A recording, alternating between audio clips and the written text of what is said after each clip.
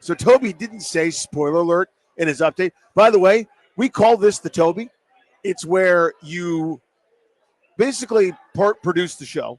You help book like the Beltway Blitz today. Sure. You're doing updates for the show. Sure. And you're co-hosting the show today. Sure. That's the Altizer. Okay. Right? I mean, you do all three. It's like the triple Lindy. Yeah, a little bit of everything. Yeah, which I love. It's awesome. Crush it, man. Always fun to hang out with you. So you didn't say spoiler alert in your update? Because I'm like, I'm going to tell you who it is, and now you know. I ruined your tease? Yeah, I mean, that's fine. I mean, I'm not upset about it. I mean, I had a salad today, so it's like I've done some good.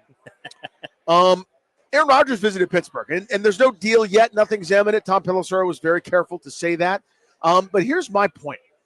Here's my view on this, and I want to see what you guys think about it. To me, this is the only place he should go.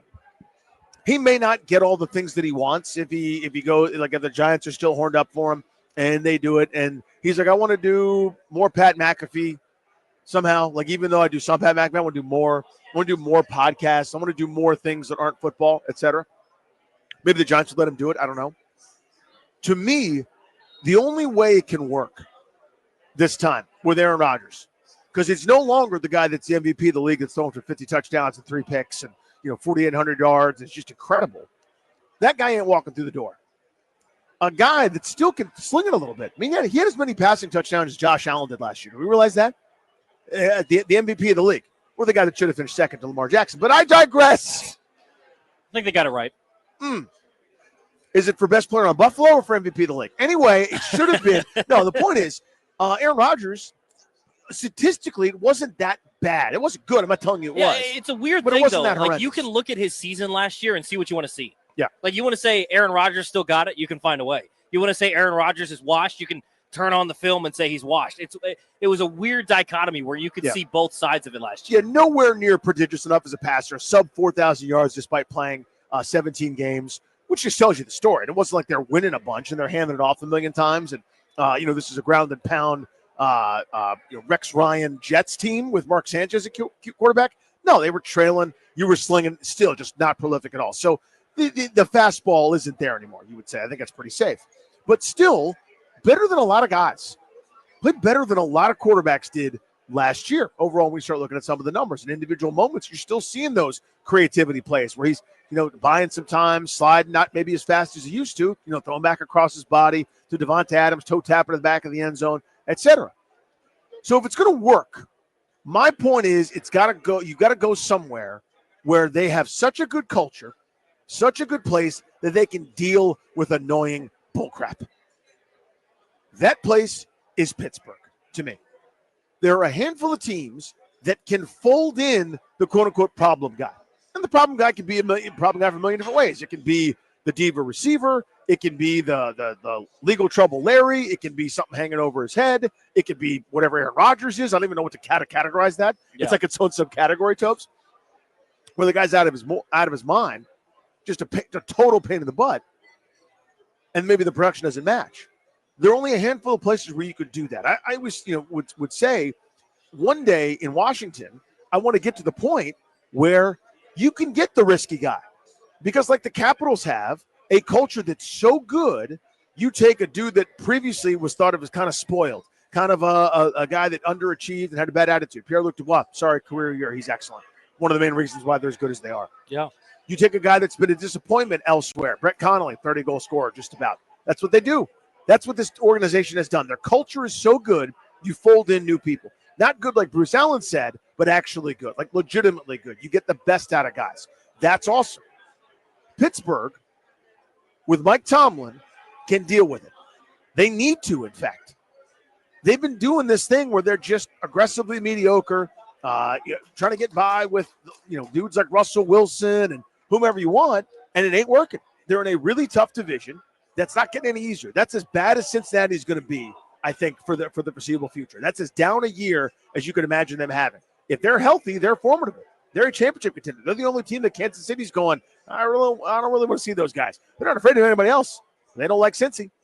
And you know what Baltimore's going to be? Pittsburgh is this perennial 8-9, 9-8 kind of team. And I know they have losing seasons very often, but that's kind of the muck they've been stuck in. They got some decent pieces. The only place that it might work out for Aaron Rodgers, where they've got an outstanding culture, is there in Pittsburgh. Yeah, I mean, I just don't know why it would be the attractive thing for Pittsburgh. It seems like right. At some point, they have to make a move to get a real quarterback. They have to, because the idea that, and this is why I know you guys are big, Grant and you are big Tomlin fans, and I think most people are, but at some point, it's got to get back to the Steelers' standard of winning Super Bowls and not just, hey, guys, we didn't finish below 500 again. Right. But by some way with Kenny Pickett, we finished above 500 or at 500. When did that become the Steelers' standard? That's never been the Steelers' standard. It's about championships. Right. And so at some point, they have to get a real quarterback in there. They haven't had one since Ben, and they rode Ben until they possibly could. And then ever since then, it's been a disaster. And Rodgers is just throwing a Band-Aid on a quick fix, and it's not going to fix anything. Like, I think it would help you in that division, obviously, having him versus whatever else you're going to roll with. But does he suddenly propel you to being a legitimate contender in the AFC, which is stacked year after year? No, it does not. You're in the same spot again. So if you want to go and say, hey, we could win 9-10 games with Rodgers, we'll sneak into the back end of the playoffs, we'll lose, we'll get the same conversation over again, but I'm going to keep my job because I never have a losing season. I'm always in the playoffs. Fine. I think that fits exactly what you're trying to do.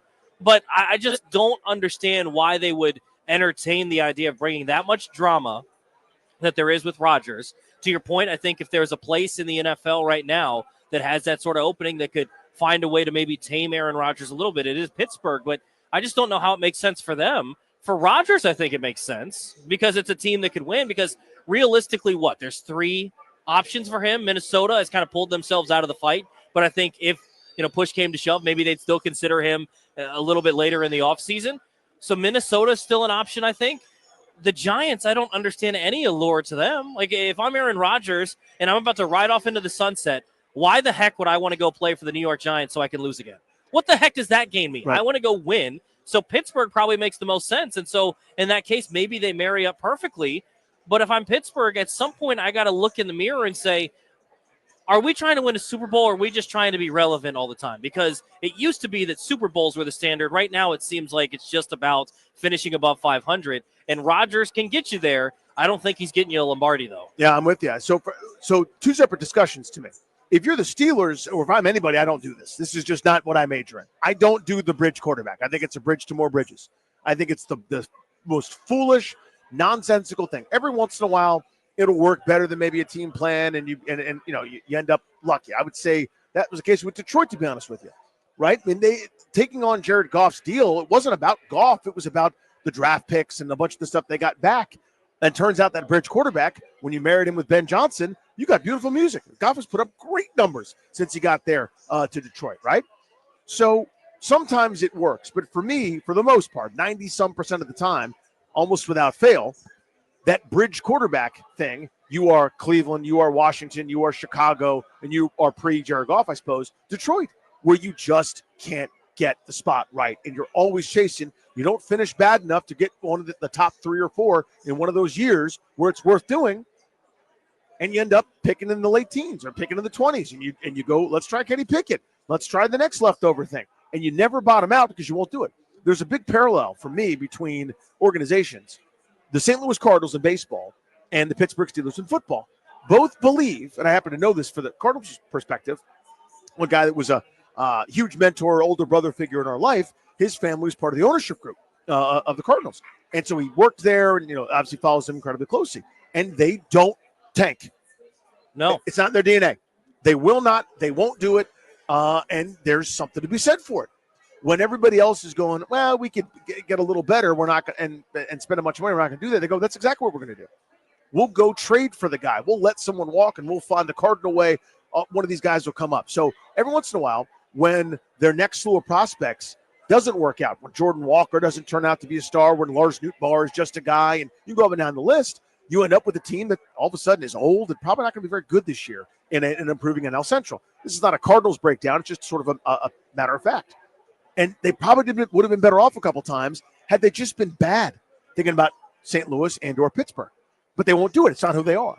So from their perspective, you're 100% right. I would not do this. I would not be in this business. I don't do a one-year solution when I'm not one player away from winning a championship. How many cautionary tales do we need? So that's conversation 1. Conversation 2 if I'm Aaron Rodgers, I'm not leaving Pittsburgh. Somebody else might offer me more. Now, it depends on what you want. If you still want to be able to do the full Aaron Rodgers 360 panoramic, where you're Pat McAfeeing, saying weird stuff and having Netflix documentaries about you, yeah, and trying this experimental thing where you're seeing the pyramids but on peyote. I got no idea what he wants to do. If it's just assuming it's a regular football conversation where you're interested in sort of, taking back your legacy to a degree, I'm not leaving Pittsburgh, man. I'm going to stay right there. I'll sign a deal, and I'll make it so that I've got a pretty good group around me that could maybe use a playmaker or two, but Pittsburgh ain't bad, right?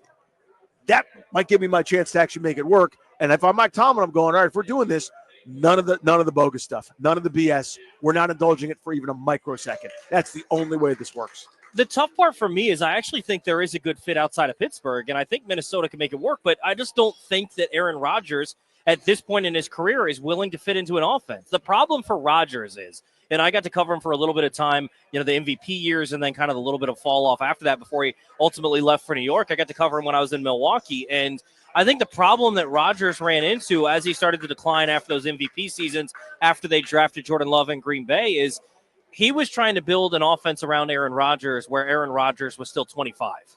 And Aaron Rodgers is obviously no longer that guy. And the same stuff that I saw in a disappointing year for the Green Bay Packers, his last season there, is the same stuff that I saw with the Jets. Obviously, last year it was kind of a lost cause. This past season, he was just not anything that special. And I think if he were willing to fit into an offense, Danny, where if he went to Kevin O'Connell and said, I'm going to run your offense, you're in charge, then I think they can make it work. Because I think what you saw Jordan Love step in and do and play well under Matt LaFleur, that was more LaFleur's offense, not Aaron Rodgers. And I think the reason it fell off is Aaron Rodgers' offense doesn't work in the NFL anymore, where Aaron Rodgers is 40-plus and can't move like Aaron Rodgers of old and can't do the same things like he used to. If he would just play in Kevin O'Connell, or maybe even if he were to stick in Pittsburgh and Arthur Smith's offense, I think he can make it work, because I think he's still an above-average quarterback if he were to play that way, but he doesn't do it.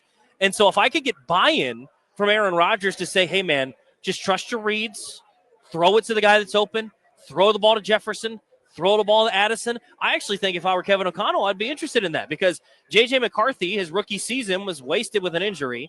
He couldn't really develop. The only thing that you were able to do was get him mental reps. So physically, he's still got to get used to the NFL reps and going through all that. I think it'd be good for them to give him another year sitting.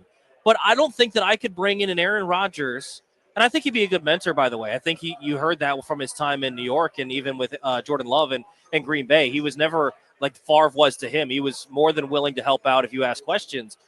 But I think if he were willing to fit into an offense and run what is asked, I think he could still be a good quarterback and maybe play a few more seasons. But I also have a hard time believing that's going to happen. And so that kind of, for me, why would I want to bring in Aaron Rodgers to run Aaron Rodgers' offense? Yeah, do I have to get Alan Lazard and Nathaniel Hackett and everybody? I can't do that anymore. So I don't know where the fit is. I would laugh if it ends up being the Giants. Frankly, I just – it's weird where we've gotten, because he's so talented. He's so good. Obviously, in the last leg of his career, not the same guy he was, a decade ago. But I just don't know where he ends up. I don't know how it makes sense for a team. I don't know how it fully makes sense for Aaron Rodgers.